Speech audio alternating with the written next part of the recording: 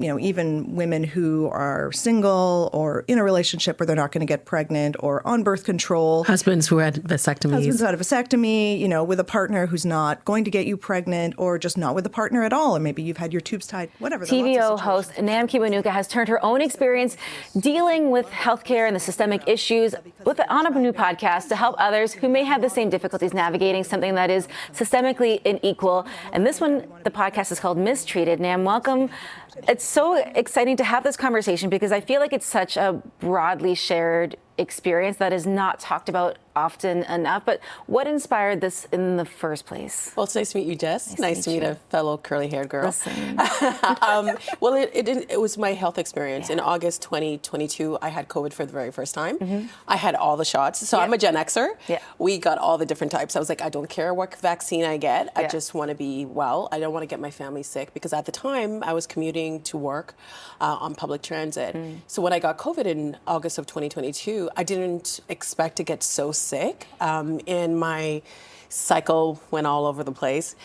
I'm actually kind of feeling shy about saying period because it's like there's such a stigma still around it. And it's still such a hard word. I even feel like sometimes like if you are holding pads or tampons, you want to almost hide them. But it's, again, breaking down those barriers. I play Inspector Gadget. Like I am like, doo-doo-doo. Like I'm like, I promise I'm not stealing it. I want to hold it. But it's also that leads into all of this, right? Being able to have these conversations out loud to destigmatize them. To destigmatize them and also to expose some policy failures. When I was sick, I would find myself in the ER monthly, and I felt guilty about being in the ER because I was clogging up the system. I was taking resources from other people. As we know, healthcare in this province is really strained, but I needed to. They knew what was wrong with me. I needed to have surgery for my condition, but I had to wait for 2 years for surgery.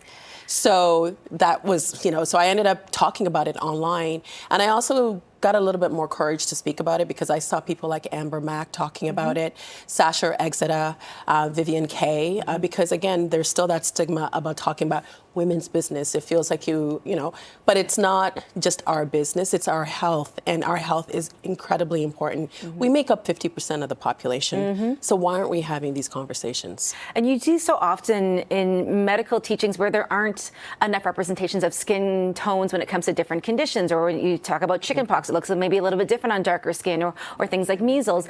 And even when it comes to talking about women's health issues, there's such a lack of knowledge about women in general, but especially women of color.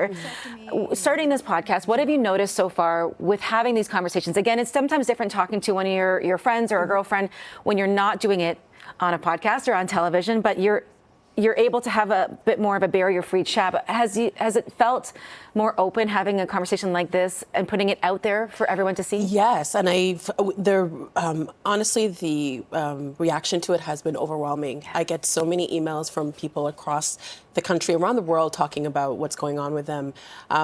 Did you know that 80% of people with autoimmune disease are women? Did you know that 70% of people with Alzheimer's are women? Do you know that heart disease is the leading cause of death for women globally? I didn't know any of these things. I didn't know about PCOS. I didn't know about endometriosis. I learned about fibroids because that's what I was experiencing. So I'm learning with the audience, and it's giving people an opportunity to talk about these conditions that are just kind of pushed into the corner but are impacting our health. And everybody should care about it because it impacts us all. McKinsey recently did a report in October saying that women in Canada spend 24% more time in poor health than men. And this impacts the economy in incredible ways. It impacts our daily lives, of course, but when we go to work, and McKinsey is actually saying that this is an opportunity for Canada. It's actually a $37 billion opportunity annually by 2040. And McKinsey says actually that number might be lower because, again, we don't talk about these things. And women's conditions are kind of just pushed into the corner. But now it's an opportunity for us to learn and to talk about it and hopefully to push for change. And you can't reach one unless you can teach one, I think, as the saying goes. How can people find out about the podcast? Where can they find it? You can find it on the TVO Today YouTube channel and also wherever you get your favorite podcasts. Nam, thank you so much for coming in. These are important conversations to have. Keep talking, keep sharing.